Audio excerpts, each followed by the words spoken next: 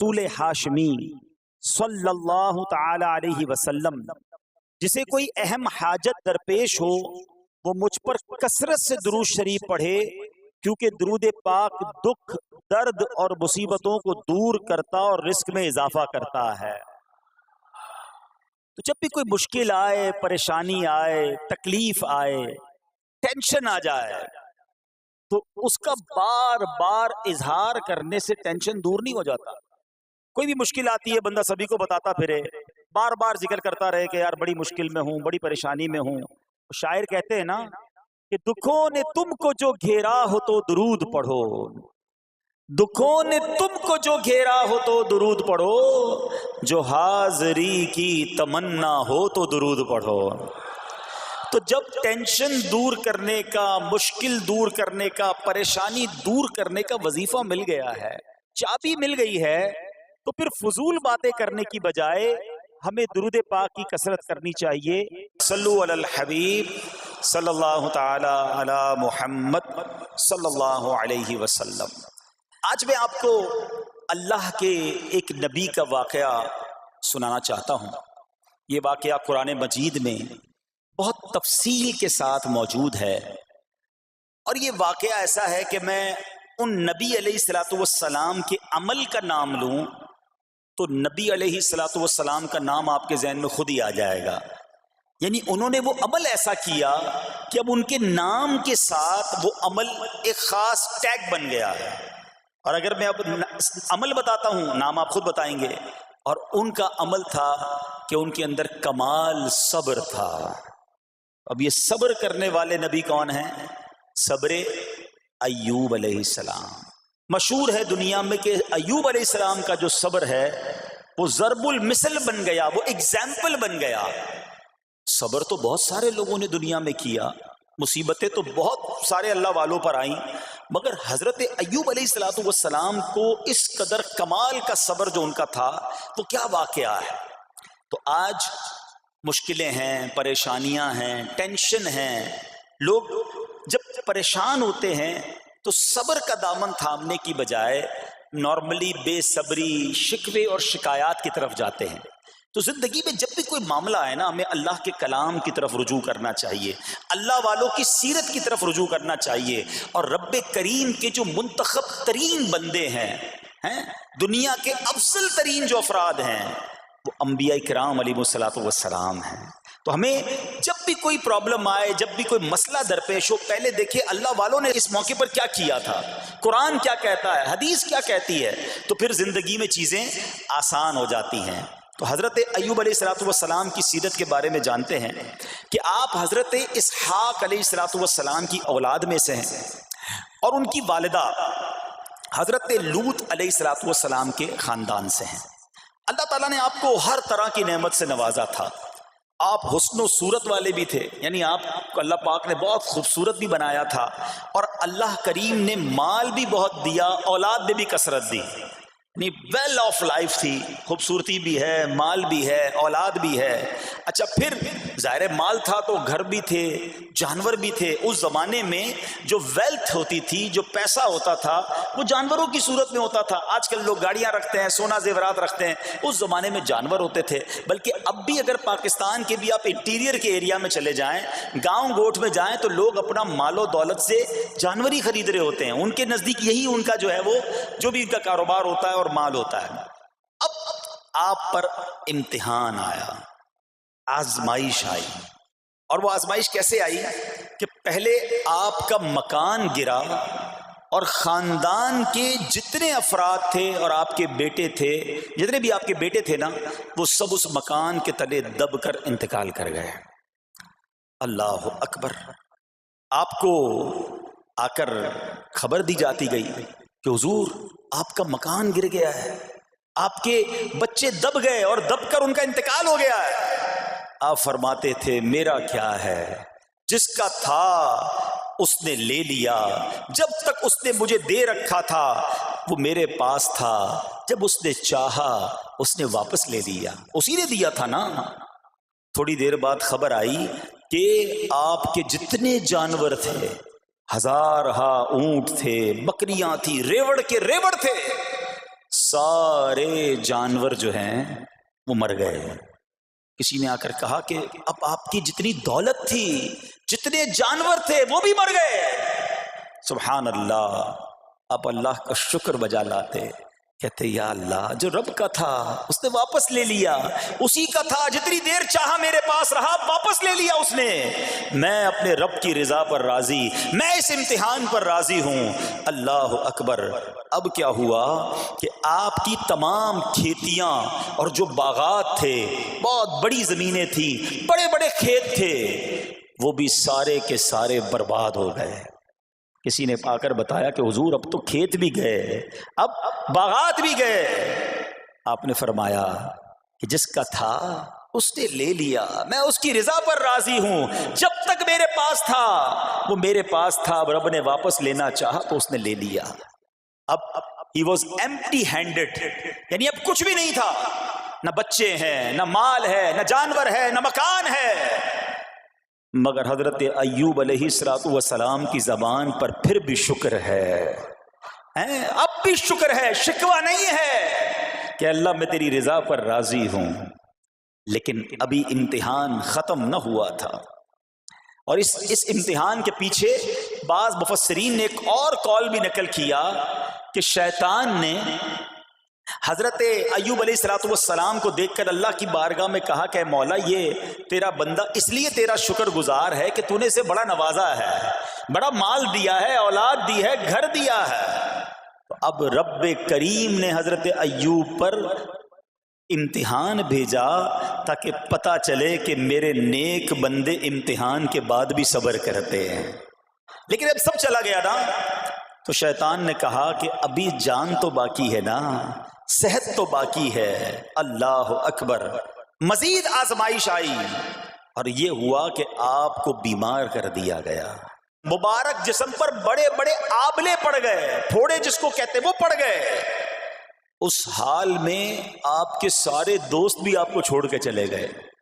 آج کل ویسے بھی حال ایسا ہی ہے جناب، جب تک پیسہ ہے، شہرت ہے، آپ کے پاس کوئی مال ہے تو آس پاس بہت سارے لوگ ہوتے ہیں، مگر جب یہ سب چیزیں چلی جائیں نا تو بعض اوقات ایسی کنڈیشن میں اپنے اور پرائیوں کی جانچ بھی ہو جاتی ہے کہ اب کون کھڑا ہے۔ دوستی مال کے لیے تھی، دوستی شہرت کے لیے تھی، دوستی منصب کے لیے تھی، یا کسی کی ذات سے واقعی خالص دوستی تھی؟ اب کیا ہوا، آپ کے سارے رشتہ دار، سارے دوست بھی دور چلے گئے، سوائے آپ کی فرما بردار زوجہ تھی جن کا نام تھا رحمت بن افراہیم، اور یہ حضرت یوسف علیہ السلام کی پوتی بھی تھی، اللہ کے نبی کی آل سے تھی، وہ آپ کی خدمت کرتی رہیں۔ اب جسم پر پھوڑے ہیں، آبلے ہیں، ایک بیوی ہے، نہ پیسہ ہے، نہ مال ہے، نہ بچے ہیں، واٹ ایور جو تھا سب ختم، مگر زبان ہے کہ اس پر پھر بھی اللہ کا ذکر جاری ہے، پھر بھی شکر جاری ہے، پھر بھی صبر ہے۔ بات کرنا آسان ہے جناب، مشکل آئے اور صبر کرے بندہ، اصل امتحان یہ ہے۔ زباں پر شکوائے رنجو علم لایا نہیں کرتے، زباں پر شکوائے رنجو علم لایا نہیں کرتے، نبی کے نام لیوا غم سے گھبرایا نہیں کرتے۔ ہم میں سے کسی پر ایسی آزمائش نہیں آئی نا، چھوٹی موٹی آزمائشیں تو آتی رہیں گی۔ ایک بات یاد رکھنا، یہ زندگی کی جو گاڑی ہے نا، یہ مسائل کے پہیوں پر ہی چلتی ہے۔ ہمیں بعض اوقات کسی کی گاڑی، کسی کا مکان، کسی کا خوبصورت چہرہ، کسی کی مسکراہٹ دیکھ کر لگتا ہے یار یہ تو دنیا کا سب سے سخی آدمی ہے۔ ایسا نہیں، تو یہ نہ سمجھے کہ سارا جہان جناب سخی ہے اور میں اکیلا دکھی ہوں، ایسا نہیں ہوتا، بلکہ اس جہاں میں تقریباً ہر بندہ ایسا ہوتا ہے جس کے ساتھ کوئی نہ کوئی دکھ لگا ہوا ہوتا ہے، کوئی نہ کوئی پریشانی ہے، کسی کو مال کی پریشانی، کسی کو روزگار کی پریشانی، کسی کو بیماری لگی ہے، کسی کو اور ٹینشن ہے۔ تو یہ کبھی بھی نہ سوچے کہ میں زندگی گزاروں گا اور کوئی ٹینشن نہیں آئے گی۔ تیار رہو امتحان کے لیے، امتحان ضرور آنا ہے۔ اب کمال یہ ہے کہ اس امتحان میں پاس کون ہوتا ہے۔ حضرت ابراہیم پر امتحان آیا، زبان پر صبر ہے، شکر ہے، شکوہ نہیں ہے۔ اب کیا ہوا کہ آپ کا سال ہاں سال تک یہ حال رہا، یہ 2-4 مہینے کا پرابلم نہیں تھا، کئی سال تک آپ بیمار رہے۔ آپ کی زوجہ جو ہے وہ خدمت کرتی رہی۔ اچھا یہاں ایک غلط فہمی دور کر دوں، کہ کچھ لوگ یہ کہتے ہیں، یہ کتابوں میں پتہ نہیں کچھ کتابوں میں لکھ دیا گیا کہ حضرت ایوب علیہ السلام کو معاذ اللہ کوڑ کی بیماری ہو گئی تھی. ایسا بالکل نہیں تھا. کوڑ کی بیماری نہیں ہوئی تھی، بلکہ نہ کوڑ ہوا نہ جزام ہوا. آپ کو جسم پر پھوڑے پھنسیاں جن کو کہتے ہیں آبلے نکل آئے تھے. کیونکہ کوڑ کی بیماری وہ ہوتی ہے کہ جس سے لوگ نفرت یا حقارت کرتے ہیں. اللہ کے کسی بھی نبی کو کبھی بھی کوئی ایسی بیماری نہیں ہوئی جس کی وجہ سے لوگ اس سے حقارت یا نفرت کریں یا دور بھاگیں. کیونکہ اللہ نے ان نفوس قدسیہ کو، ان نیک بندوں کو، ان منتخب شخصیات کو لوگوں کی ہدایت کے لیے بھیجا ہے. ان کو کبھی کوئی ایسی چیز نہیں ہوئی کہ جس سے لوگ گھن کھا کر دور بھاگیں. تو یہ بالکل غلط ہے. البتہ آپ کے جسم پر آبلے تھے، پھوڑے تھی، اور اللہ اکبر، آپ اس حال میں کیا رب سے عرض کرتے تھے؟ آپ عرض کرتے تھے، قرآن میں یہ الفاظ موجود ہیں، انی مسنی الضر وانت ارحم الراحمین. ترجمہ کیا ہے؟ مجھے تکلیف پہنچی اور تو سب مہر والوں سے بڑھ کر مہر والا ہے، رحم کرنے والوں میں سب سے بڑھ کر رحم کرنے والا ہے. یعنی اللہ کی بارگاہ میں یہ عرض کرتے تھے، یا اللہ تکلیف پہنچی ہے، رحم تو نے کرنا ہے، تو ارحم الراحمین ہے. زمانے سے نہیں کہتے تھے. یہاں ایک اور پرابلم ہے. میں کوئی مسئلہ ہوتا ہے، پرابلم آتی ہے، ہم ساری دنیا سے کہتے ہیں یہ مسئلہ ہو گیا، یہ پرابلم ہو گئی. نہیں، ساری دنیا میں سے کوئی آپ کا مسئلہ حل نہیں کر سکتا. اس سے بات کرو نا جو مسائل کو حل کرنے والا ہے، اس سے عرض کرو نا جو مصیبت کو دور کرنے والا ہے. ادھر ادھر جانے کی بجائے پرابلم یہ ہے، جب بھی مشکل آتی ہے ہم سب کے پاس جاتے ہیں، ہم رب کے پاس نہیں جاتے. جاؤ اس کے پاس جو حل المشکلات ہے، جو مصیبتوں کو حل کرنے والا ہے، اس کی بارگاہ میں فریاد کرو. وہ شاعر کتنی پیاری بات لکھتے ہیں نا، یہ بہت سارے لوگوں کے لیے درس ہے جو اپنی پرابلمز کے لیے دنیا والوں کے پاس جاتے ہیں. ارے اگر پکارنا ہے تو اللہ کی بارگاہ میں پکارو، التجا کرنی ہے تو اللہ کے حبیب سے عرض کرو نا. شاعر لکھتے ہیں، کسی کا احسان کیوں اٹھائیں، کسی کو حالات کیوں بتائیں، کسی کا احسان کیوں اٹھائیں، کسی کو حالات کیوں بتائیں. تمہیں سے مانگیں گے تم ہی دو گے، تمہارے در سے ہی لو لگی ہے.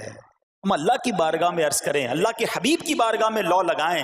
دنیا والوں کے پاس کچھ نہیں رکھا، لیکن ہم دنیا والوں کو بتا کر اپنے صبر کا ثواب بھی ضائع کر دیتے ہیں. دیکھو حضرت ایوب علیہ السلام کا صبر، کسی سے نہ کہا، اللہ کی بارگاہ میں عرض کرتے رہے. اب آپ کی آزمائش کا وقت پورا ہوتا ہے، دعا کرتے رہے، التجا کرتے رہے، صبر کرتے رہے. حکم ہوا کہ اپنا پاؤں زمین پر مارو. حضرت ایوب علیہ السلام نے پاؤں زمین پر مارا تو زمین سے ایک چشمہ پھوٹ اٹھا. حکم الہی سے حکم دیا گیا کہ اب اس پانی سے غسل کرو. آپ نے جب اس پانی سے غسل کیا تو آپ کی تمام بیماریاں دور ہو گئیں. پھر آپ 40 قدم چلے، دوبارہ زمین پر قدم مارنے کا حکم دیا. قدم مارتے ہی ایک اور خوبصورت لذیذ ٹھنڈے پانی کا چشمہ نمودار ہوا. پانی ٹھنڈا، میٹھا اور لذیذ تھا. اب آپ نے وہ پانی پیا تو آپ کے باطن میں نور ہی نور پیدا ہو گیا، اور آپ کو اعلیٰ درجے کی صحت و نورانیت حاصل ہو گئی. اور سنو، میرا رب تو قادر ہے نا. اللہ تعالیٰ نے آپ کی وہ ساری اولاد جو دب کر کئی سال پہلے مر گئی تھی، انتقال فرما گئے تھے، اللہ نے ان تمام اولاد کو پھر زندہ فرما دیا. اور آپ کی بیوی کو دوبارہ جوانی بخشی، اور اب اس کے بعد بھی آپ کی کثیر اولاد ہوئی. سنو سنو، جو جانور چلے گئے تھے نا، اللہ نے مویشی، اسباب و خزانہ اس سے زیادہ آپ کو پھر سے عطا فرما دیا. صبر کیا تھا نا. ان اللہ مع الصابرین. اچھا، یاد سب کو ہے یہ آیت، بچپن سے یاد ہے، اللہ صابروں کے ساتھ ہے، صبر کرنے والوں کے ساتھ ہے. مگر صبر کرنا نہیں ہے، امتحان آنا ہے تو صبر کرنا نہیں ہے. آیت سب کو پتا ہے. اچھا، جس کے ساتھ پرابلم ہو جائے نا، اس کو بھی بندہ درس دینے جا رہا ہوتا ہے، بھائی صبر کرنا، اللہ آپ کو صبر دے. لیکن جب اس پر امتحان آتا تو یہ صبر کرتا نہیں ہے. دوسروں کو درس دے رہا تھا، آج تیری باری آئی ہے نا، تو صبر کا دامن نہ چھوڑیں. میں آپ کو ایک بات سوال پوچھنا چاہتا ہوں. آج کل ہم بڑے لوگوں سے تعلقات کیوں بنانے کی کوشش کرتے ہیں؟ یار جب کوئی مشکل ٹائم آئے گا نا تو یہ بندہ کام آئے گا. یہ پیسے والا دوست ہے، یہ اس کے تعلقات بہت ہیں، اس کی گورنمنٹ میں بات ہے، اس کی وکیلوں میں بات ہے. 4-5 ایسے دوست ہونے چاہیے. یہ ڈاکٹروں کے اندر بڑی اچھی اس کی دوستی ہے، کوئی ڈاکٹر کا بھی کام آئے گا تو یہ بندہ کام آ جائے گا. ہم دنیا والوں سے تعلقات اس لیے بناتے ہیں تاکہ یار مصیبت آئے تو یہ بندہ کام آئے. اور نارملی اکثر ایسا ہوتا ہے کہ جس سے امید رکھی ہوتی ہے مصیبت کے وقت غائب ہو جاتا ہے. لیکن رب خود قرآن میں فرما رہا ہے ان اللہ مع الصابرین، صبر کر لو اللہ کی رحمت تمہارے ساتھ ہو جائے گی. اب میں آپ سے سوال کرتا ہوں، دنیا کے تعلقات ہوں یہ ضروری ہے یا یہ فائدہ مند ہے، یا بندہ صبر کر لے تو اللہ کی رحمت ساتھ ہو جائے، سارے غم ویسے ہی دور ہو جائیں گے؟ صبر اس کو نہیں چھوڑنا ہے. تو حضرت ایوب علیہ السلام کی زندگی میں ایک اور واقعہ یہ ہوا کہ جب آپ بیمار تھے، آپ کو پتہ جب بندہ بیمار ہوتا ہے تو بعض اوقات اس کی طبیعت میں کیفیات بھی ہوتی ہیں. تو آپ نے اپنی زوجہ کو پکارا، تو آپ کی زوجہ کچھ دیر میں حاضر ہوئی. تو آپ نے جلال میں آ کر اس کو 100 درے، اپنی زوجہ کو 100 کوڑے مارنے کی قسم کھا لی. اب جب صحت آ گئی تو قسم تو آپ نے کھائی ہوئی تھی، تو اب کیا کرتے؟ اس بیوی نے تو خدمت بھی بہت کی تھی، اب اسے کوئی خاص کیفیت تھی، آپ نے قسم اٹھا لی تھی. تو سبحان اللہ، ایوب علیہ السلام کو اللہ کریم نے قرآن میں کیا حکم دیا کہ اے ایوب، آپ ایک یعنی 100 جس کو کہتے ہیں تنکے، 100 تنکوں والی جھاڑو لیں اور اس جھاڑو کو ایک مرتبہ اپنی بیوی کو مار دیجئے تو آپ کی قسم جو ہے وہ پوری ہو جائے گی، یعنی قسم کا کفارہ نہیں دینا ہوگا. اللہ اکبر. اللہ نے اس نبی علیہ السلام کی فرما بردار بیوی کی جو سزا تھی یا جو معاملہ تھا اس کو کتنا آسان فرما دیا. تو رب کریم نے قرآن مجید فرقان حمید میں اس کو کس طرح بیان فرمایا، وَخُذْ بِيَدِكَ ضِغْثًا فَاضْرِب بِهِ وَلَا تَحْنَثْ، فرمایا کہ اپنے ہاتھ میں ایک جھاڑو لے کر اسے مار دے اور قسم نہ توڑ. اِنَّا وَجَدْنَاهُ صَابِرًا، فرمایا ہم نے اسے صابر پایا. نعم العبد، کیا اچھا بندہ. اِنَّهُ اواب، بے شک وہ بہت رجوع لانے والا ہے. ارے آج دنیا کسی کو کہے یہ صبر والا ہے، حضرت ایوب کی شان دیکھو کہ رب فرما رہا ہے قرآن میں اِنَّا وَجَدْنَاهُ صَابِرًا، اور ہم نے ایوب کو صبر کرنے والا پایا، صابر پایا. اللہ حضرت ایوب کے صبر کے صدقے ہمیں بھی صابرین میں شامل فرما لے.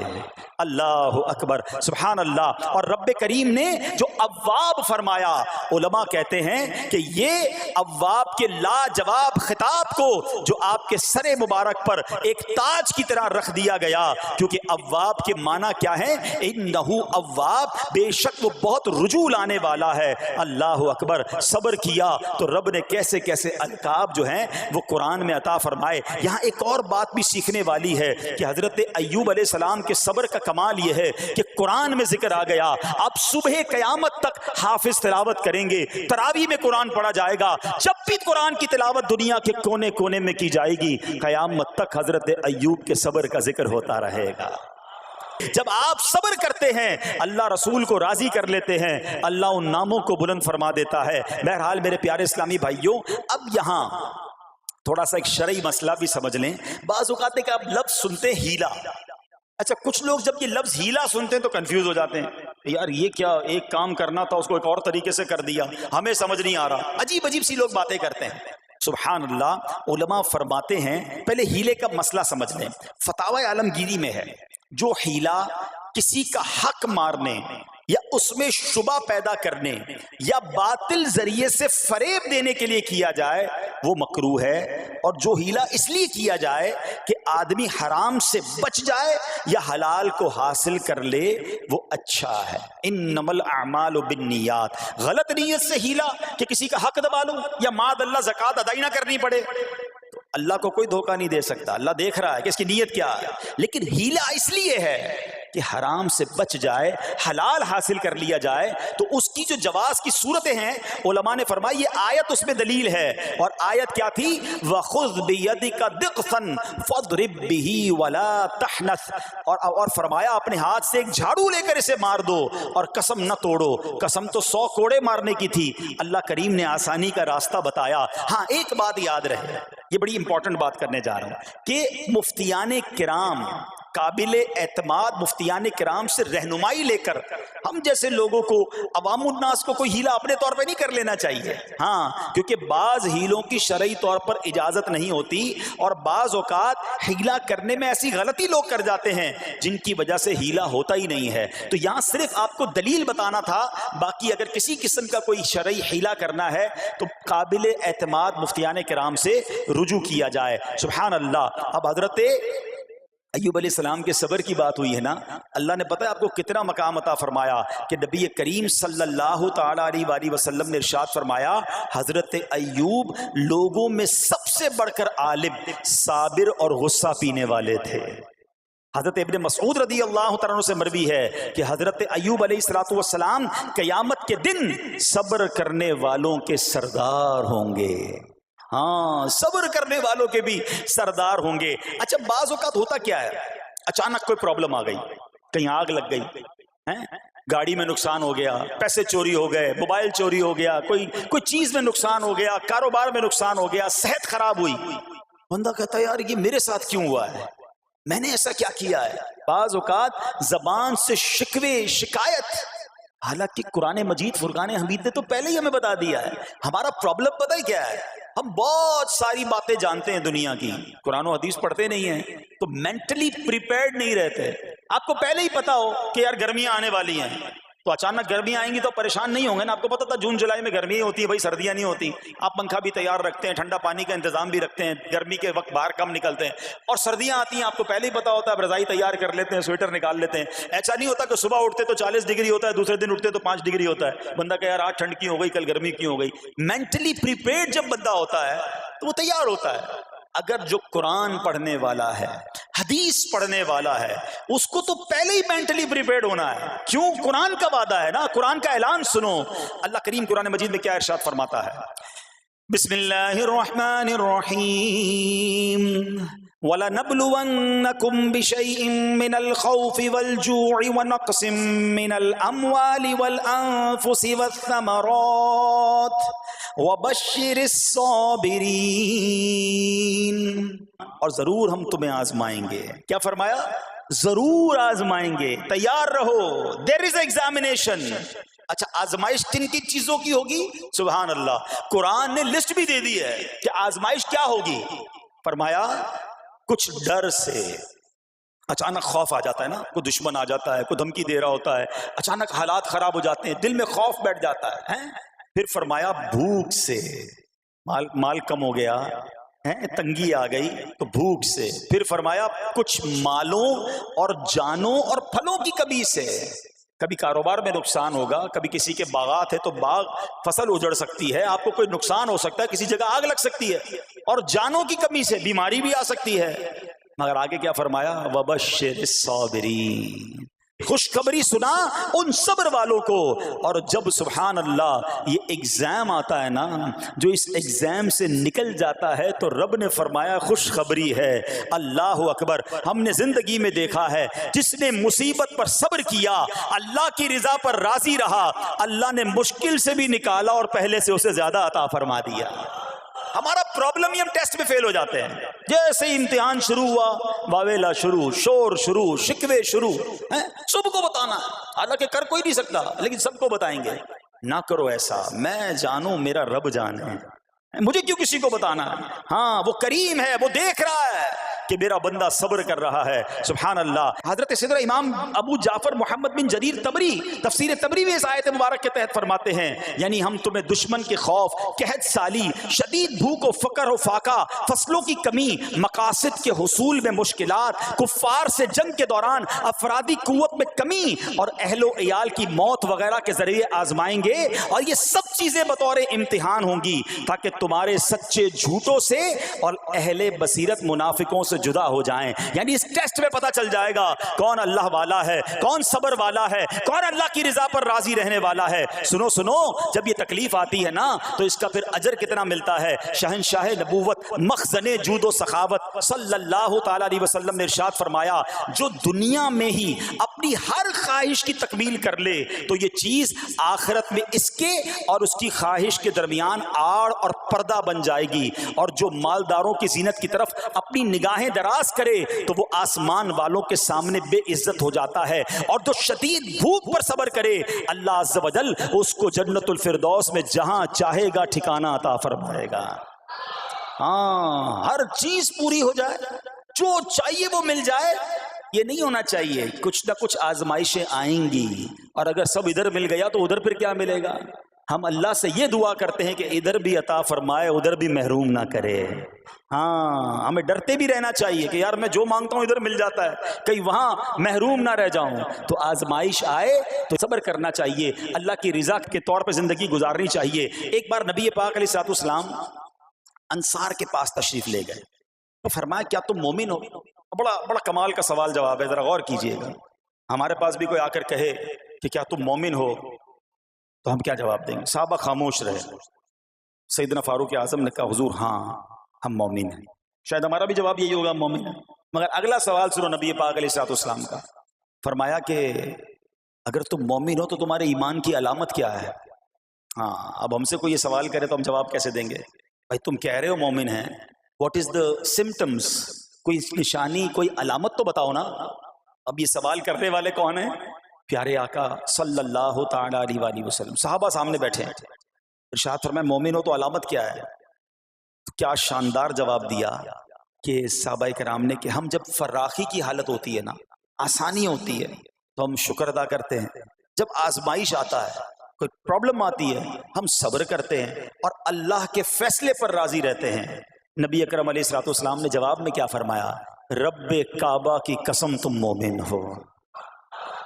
تو پتہ یہ چلا کہ مومن ہونے کی نشانی یہ ہے کہ جب اچھے دن آئیں تو شکر کرے، اور مشکل کے دن آئیں تو اللہ کی رضا پر، اللہ کے فیصلوں پر راضی رہے، صبر کرے۔ اب آؤ سوال کرتے ہیں، اچھے دن آتے تو ہم کیا کرتے ہیں؟ ارے بھائی میں تو انتظار میں تھا، تھوڑے پیسے آئیں تو فلاں عیاشی کروں، فلاں گناہ کروں، تھوڑے پیسے تھے تو وہ کام ہی نہیں کر پا رہا تھا، اب تو موقع لگا ہے، اب تو دن آئے ہیں۔ معاذ اللہ، جس کو اللہ نعمتیں دیتا ہے، فراخی دیتا ہے، تو وہ اللہ کی نافرمانی میں لگ جاتا ہے، اور جب اس کو کوئی آزمائش بھیجتا ہے تو وہ ناشکری کہہ کر، بلکہ بعض اوقات تو کفریہ کلمات منہ سے نکال کر ایمان سے بھی ہاتھ دھو بیٹھتا ہے۔ ایسا نہیں ہونا چاہیے۔ عقل مند وہ ہے، یاد رکھنا کہ رب جتنی عطائیں بڑھائے ہم اتنے سجدے بڑھائیں، ہم اتنے صدقے بڑھائیں۔ دیکھو نا دنیا میں کیا ہوتا ہے، آپ کو کوئی تحفہ دے، آپ کیا کہتے ہیں؟ شکریہ، جزاک اللہ۔ دوبارہ تحفہ دے، آپ کہتے ہیں بہت مہربانی۔ تیسری بار دے، بندہ کہ یار یہ تو مجھ پر کتنا مہربان ہے۔ اتنی مہربانیاں، ناراض نہیں ہونا چاہیے۔ جو تمہیں دنیا میں 2-4 تحفے دے دے، تم اسے ناراض نہیں کرنا چاہتے۔ جب سے میں پیدا ہوا، جب سے وہ نواز رہا ہے، وہ ناراض نہ ہو جائے اس کا کوئی خیال نہیں، وہ دیے جا رہا ہے۔ ہم تو دیکھتے ہیں نا، بندہ غریب ہوتا ہے، تھوڑے گناہ، جیسے جیسے امیر ہوتا گیا اس کے پر پرزے نکلنا شروع ہو جاتے ہیں، مسجد سے دور، نمازوں سے دور، معاذ اللہ حرام کاموں میں پڑ جاتا ہے۔ ارے اللہ کے بندے، تجھے رب نواز رہا ہے، تیرے تو سجدے بڑھنے چاہیے تھے۔ لیکن ہوتا کیا ہے، وہ عطائیں بڑھاتا ہے، لوگ خطائیں بڑھاتے ہیں۔ نہ کرو ایسا۔ جب فراخی ہو، جب اللہ کی طرف سے آسانی ہو تو شکر ہو، اور جب آزمائش آئے تو صبر ہو۔ یہی مومن کی نشانی ہے، اور اللہ سے دعا کرتے ہیں کہ اللہ کریم ہمیں اپنے شکر گزار اور صبر کرنے والے بندوں میں شامل فرما لے۔ اور یقین کریں صبر کا جو پھل ہے نا، وہ کہتے ہیں نا صبر کا پھل میٹھا، او ہو بالکل ٹھیک کہا، بلکہ بہت میٹھا ہے۔ سنو، اللہ عز و جل فرماتا ہے کہ جب میں کسی بندے کو بیماری میں مبتلا کروں، ہو سکتا ہے یہاں بھی میرا کوئی بھائی بیمار بیٹھا ہو، مدنی چینل کے ناظرین میں سے کوئی بیمار بیٹھا ہو، دیکھو بیماری آئے نا، شکوہ مت کرنا، صبر کرنا۔ فضیلت سنو، حدیث قدسی ہے، اللہ فرماتا ہے جب میں اپنے کسی بندے کو بیماری میں مبتلا کروں اور وہ اس پر صبر کرے، کسی سے شکایت نہ کرے، تو میں اس کے گوشت کو اچھے گوشت سے اور اس کے خون کو اچھے خون سے بدل دیتا ہوں۔ پھر اگر اسے شفا دیتا ہوں تو ایسی شفا دیتا ہوں کہ اس کے نامہ اعمال میں کوئی گناہ نہیں رہتا، اور اگر میں اسے دنیا سے اٹھا لوں تو اسے اپنی رحمت کاملہ کے سائے میں لے جاتا ہوں۔ ارے کمال ہو گیا، بیماری آئی، بیماری جب جاتی ہے تو گناہوں سے بھی پاک کر کے جاتی ہے۔ صرف ایک ہی تو کنڈیشن ہے، صبر کرنا۔ بیماری آئی صبر کرنا، ہاں کسی سے بات نہ کریں، شکوہ نہ کریں، اللہ کی بارگاہ میں عرض کریں مولا تیری مہربانی، ہاتھ میں درد ہے باقی جسم تو سلامت ہے، اے اللہ آنکھ میں درد ہے باقی جسم تو سلامت ہے، اے اللہ گردوں میں پرابلم ہے میرا باقی جسم تو سلامت ہے، یہ بھی تیری مہربانی ہے۔ اللہ کرے کہ ہم شکر گزار بندے بن جائیں، کیونکہ یہ بیماری تو ہمارے گناہ معاف کروانے آئی تھی، مگر افسوس یہ ہے کہ جو گناہ معاف کروانے والا کام ہمارے ساتھ ہوا اس میں بھی ہم نے اللہ کو ناراض کر دیا اور شکوے شکایات کی۔ سنو سنو، اس نے اخلاق کے پیکر نبیوں کے تاجور صلی اللہ تعالی علیہ وسلم نے ارشاد فرمایا، ابھی تو صرف بیماری کی بات ہوئی نا، اب آؤ اگر کسی کو کاروبار میں نقصان ہو گیا، کسی کے پیسے کم ہو گئے، کسی کی جان و مال کا کوئی نقصان ہوا، کوئی آگ وغیرہ لگ گئی، سنو اللہ کے حبیب علیہ الصلوۃ والسلام فرماتے ہیں کہ اللہ ارشاد فرماتا ہے، پھر حدیث قدسی ہے کہ جب میں اپنے کسی بندے کے بدن یا اس کے مال یا اس کی اولاد کی طرف کوئی سختی بھیجوں، پھر وہ صبر جمیل کے ساتھ اس کا استقبال کرے تو قیامت کے دن مجھے اس سے حیا آئے گی کہ میں اس کے لیے میزان قائم کروں یا اس کا نامہ اعمال کھولوں۔ ہائے ہائے ہائے، سمجھتے ہو اس کا مطلب؟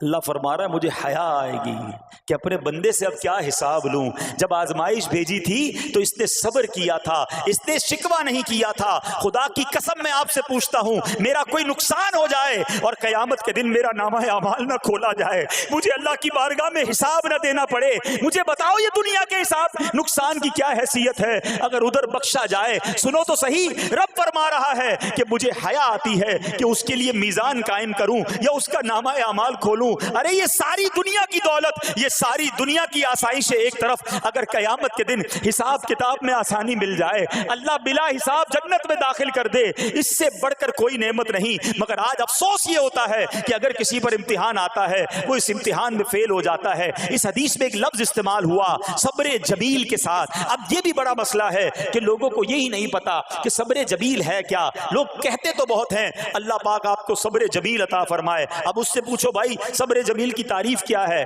تو پھر تعریف نہیں پتا ہوتی۔ یہ کسی جمیل بھائی کا صبر نہیں ہے کہ جس کو صبر جمیل کہا جاتا ہے۔ صبر جمیل کی تعریف سمجھو۔ علماء کہتے ہیں کسی مصیبت زدہ اور غیر مصیبت زدہ کو برابر میں دیکھو مگر دونوں میں کوئی فرق نظر نہ آئے، یعنی چہرہ بھی نہ بتائے کہ وہ کسی مشکل میں ہے، اس کی عادتیں بھی نہ بتائیں کہ وہ کسی پرابلم میں ہے، یعنی اس کو دیکھ کر پتہ ہی نہ چلے کہ وہ بڑی مشکل میں ہے۔ فرمایا یہ ہے صبر جمیل۔ مگر آج ہمارا حال یہ ہے، ہمارا چہرہ بتا دیتا ہے بھائی خیر تو ہے، بڑی ٹینشن میں ہو، ہاں یار کیا کروں بس موبائل ٹوٹ گیا، ارے بھائی بڑی چہرے پہ بڑی ہوائیاں اڑ رہی ہیں، بس کیا کروں جناب آج 5,000 روپے کھو گئے۔ 5,000 روپے کھو جائیں، چھوٹا سا نقصان ہو جائے، ہمارا چہرہ بتا دیتا ہے کہ ہمارے ساتھ کوئی معاملہ ہوا ہے۔ صبر جمیل یہ ہے کہ دیکھ کر کوئی پہچان ہی نہ سکے کہ یہ بندہ کتنی مشکل میں ہے، چاہے اندر کتنی تکلیف میں ہو، دنیا والوں کو نہ بتائے کیونکہ وہ رب کا بندہ ہے، وہ اللہ کی بارگاہ میں فریاد کرے۔ یہ صبر جمیل ہے اور اللہ اسے ہم سب کو نصیب فرمائے۔ ہاں یہ بڑی کمال کی بات ہے۔ ہم کیا کرتے ہیں سارے جہان کو بتاتے ہیں، اچھا پھر آخر میں لوگ کہتے بھی ہیں جب پورے محلے کو بتا دیا نا پھر اس کے بعد کہتے ہیں بس کیا کریں بھائی صبر ہی کر رہے ہیں۔ اب آپ صبر نہیں کر رہے حضرت، ہاں آپ کا صبر چلا گیا، آپ نے ساری دنیا کو تو بتا دیا۔ صبر یہ ہے کہ صبر پہلے صدمے پر ہوتا ہے، جیسے ہی آپ کو کوئی صدمہ لگا نا اب آپ جانے رب جانے، نہ بتائیں کسی کو، ٹھیک ہے وہ الگ بات ہے آپ کسی کو دعا کے لیے کہہ دیں، لیکن بڑا نقصان ہو گیا، بڑی مشکل ہو گئی، بڑی پریشانی ہو گئی، اس سے حل تو کوئی نہیں ہونا۔ اچھا ہمارا ماجرا ایک اور بھی بڑا عجیب ہے، مشکل ہو جائے تو سب کو بتاتے ہیں، آسانی ہو جائے تو پھر کسی کو نہیں بتاتے۔ 5,000 کا نقصان سارے محلے کو پتا ہے، 50,000 کا فائدہ ہوا پھر کسی کو بتایا آپ نے؟ نہیں یار بتاؤں گا تو نظر لگ جائے گی، گھر والوں کو تو بالکل بھی نہیں بتاؤں گا خرچہ بڑھا دیں گے۔ گھر والوں کو ساری ٹینشن کی خبریں جا کے دے رہے ہوتے ہیں، مارکیٹ میں بڑا نقصان ہو گیا، آج بڑا مندہ ہے، ارے بھائی کاروبار بالکل نہیں ہے، تاکہ گھر والوں کا خرچہ روک سکے، اور جیسے ہی کاروبار اچھا ہو گیا گھر جاتے پھر بھی وہی والا منہ بنا لیتے ہیں تاکہ ان کو پتہ نہ چلے میں بڑے پیسے کمانے لگا ہوں۔ یہ نہ کیا کریں۔ ہاں ٹینشن آپ کسی کو بتا کر اپنا صرف ثواب ضائع کرتے ہیں، باقی کچھ نہیں ہوتا، کرنا رب نے ہے۔ اور یہ اگر آزمائش میرے درجے بلند کرنے آئی ہے، اگر یہ آزمائش مجھے اللہ کے قریب کرنے آئی ہے تو پھر تو اس کا استقبال ہونا چاہیے نا۔ ہاں ہمارے بزرگان دین تو آزمائشوں کا استقبال کیا کرتے تھے۔ اور سنو یہاں ہو سکتا ہے کہ میرا کوئی نابینا بھائی بیٹھا ہو، بعض اوقات ایسا بھی ہوتا ہے کہ اچانک کسی کی بینائی چلی جاتی ہے، آنکھیں ٹھیک ہوتی ہیں اور اچانک ایکسیڈنٹ ہوا یا کوئی واقعہ ہوا ہے، بہت بڑی آزمائش۔ اللہ اس آزمائش سے ہمیں محفوظ رکھے، مگر دیکھو میرے رب کی شان دیکھو، جب بھی کوئی تکلیف آتی ہے نا، بندہ صبر کرے، اس تکلیف کا اجر تیار ہے، اس کا کمال سے اس کی رحمت تیار ہے، رحمت کی برسات تیار ہے۔ سنو، اللہ فرماتا ہے کہ اے جبرائیل، جب میں اپنی کسی بندے کی بینائی لے لوں تو اس کا اجر یہ ہے کہ میں اسے اپنے دیدار سے مشرف فرماؤں گا۔ ہاں، آنکھیں گئی ہیں مگر اللہ فرماتا ہے میں اپنا دیدار کرواؤں گا، بس صرف صبر کرنا ہے۔ اسی طرح میرے پیارے اسلامی بھائیوں، بعض لوگوں کے یہاں بچے کا انتقال ہو جاتا ہے، چھوٹے چھوٹے بچوں کا انتقال ہو جاتا ہے، یا بعض اوقات پیدائشی بچہ مرا ہوا ہوتا ہے، پیدا، اس کا انتقال ہو جاتا ہے، یا بعض اوقات ولادت سے پہلے ہی بچہ ضائع ہو جاتا ہے، بہت شور، بڑا واویلا، بڑا رونا پیٹنا گھروں میں ہوتا ہے۔ مت کیا کرو ایسا، یقین کریں یہ بہت بڑا انعام تمہیں ملنے جا رہا ہے۔ ایسا نہ ہو یہ رونا پیٹنا، یہ بے صبری، یہ اللہ کی بارگاہ میں شکوے شکایات، اتنے بڑے تم اجر سے محروم رہ جاؤ۔ سنو، اللہ کے آخری نبی صلی اللہ تعالی علیہ وسلم نے فرمایا، جس مسلمان جوڑے کے 3 بچے انتقال کر جائیں، اللہ عز و جل ان بچوں پر فضل و رحمت کرتے ہوئے ان دونوں یعنی ماں باپ کو جنت میں داخل فرمائے گا۔ صحابہ کرام نے عرض کی کسی کے 2 بچے، فرمایا 2 بچے بھی، پھر عرض کی اور 1، فرمایا 1 بھی، پھر فرمایا اس ذات کی قسم جس کے قبضہ قدرت میں میری جان ہے، جس عورت کا کچا بچہ فوت ہو جائے یعنی حمل ضائع ہو جائے اور وہ اس پر صبر کرے تو وہ بچہ اپنی ماں کو اپنی ناف کے ذریعے کھینچتا ہوا جنت میں لے جائے گا۔ یہ تو جنت کا ٹکٹ تھا، مگر شکوے شکایات، الامان والافیز، گھر میں موت، میت کو نقصان ہو جائے، ہماری عورتیں، ہمارے گھر کے افراد وہ واویلا کرتے ہیں۔ معاذ اللہ، بعض اوقات تو کفریہ کلمات زبان پر ہوتے ہیں، معاذ اللہ ثم معاذ اللہ، کہتے کہ اللہ کو ہمارا ہی گھر ملا تھا، اتنے چھوٹے بچے کا کیا قصور تھا، استغفر اللہ۔ یہ تمہارے جملے، ایک تو گھر میں مصیبت پہلے ہی آئی ہوئی ہے اور تم اللہ پر اعتراض کر کے معاذ اللہ، اللہ کو ظالم کہہ کے اپنا ایمان بھی ضائع کر بیٹھے، یہ تو اس سے بڑی مصیبت ہو گئی نا۔ تو نہ کریں ایسا، سیکھو۔ آج میں نے آپ کے سامنے حضرت ایوب علیہ السلام کی سیرت اور قرآنی واقعہ بیان کیا کہ سب کچھ چلا گیا مگر وہ اللہ کی رضا پر راضی تھے، رب نے انہیں صبر کرنے والا بندہ بھی فرمایا اور ساری نعمتیں پہلے سے زیادہ عطا فرما دی۔ ہاں بالکل نوازا جائے گا، صبر کا دامن اگر نہ چھوڑیں۔ سنو ہمارے اسلاف کیسے صبر کرتے تھے۔ حضرت سیدنا فتح موصلی رحمت اللہ تعالی علیہ کی زوجہ محترمہ رضی اللہ تعالی عنہا کا پاؤں پھسل گیا اور ان کا ناخن ٹوٹ گیا، وہ مسکرانے لگی۔ اللہ اکبر، کبھی کبھی ہمارا بھی ناخن ٹوٹا ہوگا، بہت تکلیف ہوتی ہے، ناخن ٹوٹے تو جان نکل جاتی ہے، مگر آپ مسکرانے لگی۔ کسی نے پوچھا کہ آپ کو ناخن ٹوٹنے کا درد نہیں ہوا، آپ مسکرا رہی ہیں؟ تو فرماتی ہیں کہ اس درد پر جو ثواب ملے گا نا، مجھے درد پر صبر کروں گی اور جو مجھے اس پر ثواب ملے گا تو اس ثواب کے تصور نے میرے درد کی تلخی کو دور کر دیا۔ ہائے ہائے ہائے، یہ ہیں اللہ والے۔ ہاں، صبر کرنا کوئی ان سے سیکھے۔ میرے پیارے اسلامی بھائیوں، احادیث میں، روایتوں میں یہ مضمون ملتا ہے کہ اللہ کریم کی بارگاہ میں بندے کا کوئی درجہ رکھا ہوتا ہے، یعنی اللہ کی رضا یہ کہ بندہ اس سٹیج تک پہنچ جائے، اس درجے تک پہنچے، مگر وہ نماز کے ذریعے، روزوں کے ذریعے، عبادتوں کے ذریعے اس درجے تک نہیں پہنچتا، پھر اللہ اس پر آزمائش بھیجتا ہے کہ میرا بندہ صبر کر لے تاکہ صبر کر کے اس درجے کو حاصل کر لے۔ ہائے ہائے، یعنی مجھ پر کوئی آزمائش آئی تھی میرے درجے بڑھانے، مگر ہائے میری بے صبری کہ میں نے وہ درجہ پانے کا موقع ضائع کر دیا، میں نے وہ ثواب پانے کا موقع ضائع کر دیا۔ خدا را یاد رکھنا، اگر کسی آزمائش سے گزر رہے ہو تب بھی، اور اگر آئندہ کوئی آزمائش آئے، صبر کا دامن نہ چھوڑنا، یہ تصور کر لینا کہ یہ میرے گناہ معاف کرنے کا ذریعہ بن رہا ہے، یہ میرے درجے بڑھانے کا ذریعہ بن رہا ہے۔ اور سنو، جب مصیبت آئے تو پڑھنا کیا ہے؟ رسول اللہ صلی اللہ تعالی علیہ وآلہ وسلم نے فرمایا، جو مصیبت کے وقت انا للہ و انا الیہ راجعون کہتا ہے تو اللہ عز و جل اس کی پریشانی دور فرما دیتا ہے اور اس کے کام کا انجام اچھا فرماتا ہے اور اسے ایسا بدل عطا فرماتا ہے جس پر وہ راضی ہو جاتا ہے. تو یہ پڑھ لیں لیکن شکوہ نہ کریں. دنیا والوں کو بتانے کی حاجت نہیں. اچھا وہ جو میں بات کر رہا تھا کہ تکلیف سب کو بتانی ہے اور راحت کے بارے میں کسی کو کوئی شکر کرتا ہوا نظر نہیں آتا. ایک بار ایک شخص کے سر پر جو ہے نا وہ تکلیف ہوئی نا, سر میں درد ہو گیا, اس نے پٹی باندھی اور گھومنے لگا. اس زمانے میں حضرت رابعہ بصریہ رضی اللہ رحمۃ اللہ تعالی علیہا, اللہ کی بہت بڑی ولیاں ہیں, آپ نے اس کو دیکھا کہ کیوں پٹی باندھی ہے؟ وہ کہتا سر میں درد تھا اس لیے پٹی باندھی ہے. بات تھوڑی سی باریک ہے, سمجھدار لوگ سمجھیں گے. اس لیے پٹی باندھی ہے کہ سر میں درد تھا. اللہ اکبر. اس اللہ والی نے پتہ کیا کہا؟ آپ کہتی ہیں کبھی صحت کی پٹی بھی باندھی ہے؟ یہ جملہ ہے بڑا سمجھنے والا ہے. یعنی اللہ نے اتنے دنوں تک صحت میں رکھا تو کسی کو نہیں بتایا, اور تھوڑے دنوں کی تکلیف آئی تو پٹی باندھ کے سب کو بتانے چلا ہے کہ رب نے بیمار کیا ہے. ہاں, ہمیں اللہ کریم کی طرف سے آزمائش ہمیشہ تھوڑی آتی ہے.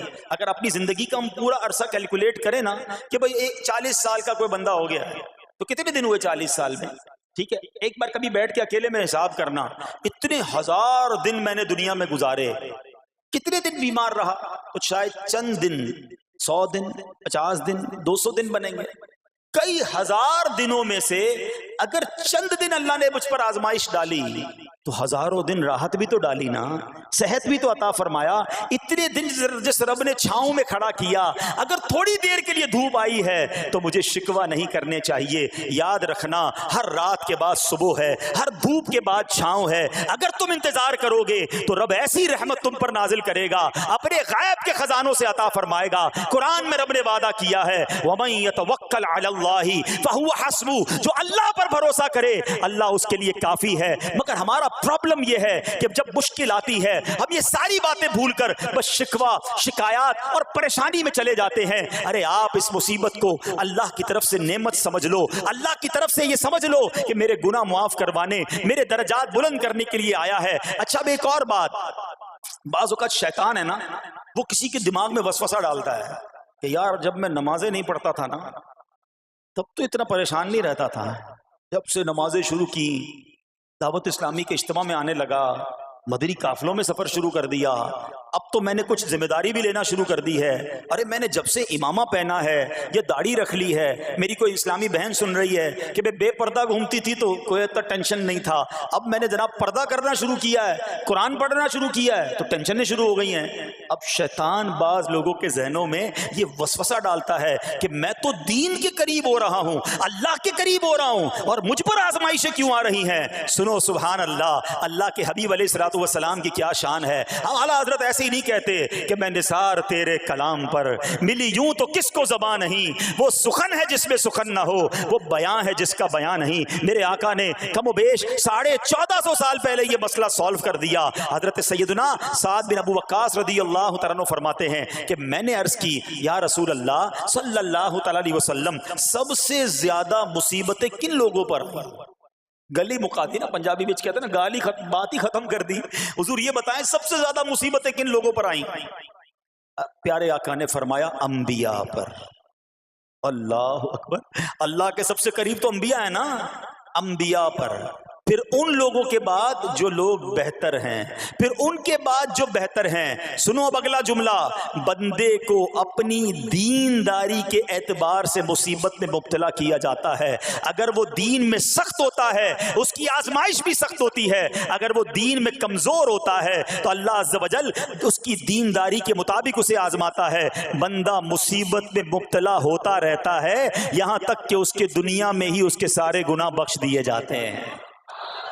گویا اللہ کی یہ رحمت ہے کہ بندہ بڑا نیک ہو رہا ہے, رب چاہتا ہے کہ اس بندے پر آزمائش بھیجوں, میرا نیک بندہ صبر کرے, اس کے گناہ معاف ہو جائیں اور میرے پاس آئے تو اس کو جنت میں داخل کر دوں. اللہ اکبر. اے پیارے اسلامی بھائیو یاد رکھنا, اب جو میں نے ایک سوال قائم کیا تھا نا کہ یار میں تو دین کے قریب, میں تو اللہ کے قریب ہونے کی کوشش کر رہا ہوں اور ایک کے بعد ایک آزمائش آ رہی ہے, یہ کیا ہے؟ اب ایک اور حدیث سن لو. سبحان اللہ, حضرت سیدنا انس رضی اللہ تعالیٰ عنہ سے روایت ہے, سرکار والا تبار، ہم بے کسوں کے مددگار، شفیع روز شمار، دو عالم کے مالک و مختار صلی اللہ تعالی علیہ وآلہ وسلم نے فرمایا جب اللہ عز و جل کسی بندے سے محبت فرماتا ہے، سننا ذرا غور سے، اللہ عز و جل جب اپنے کسی بندے سے محبت فرماتا ہے یا اسے اپنا دوست بنانے کا ارادہ فرماتا ہے تو اس پر آزمائشوں کی بارش فرما دیتا ہے۔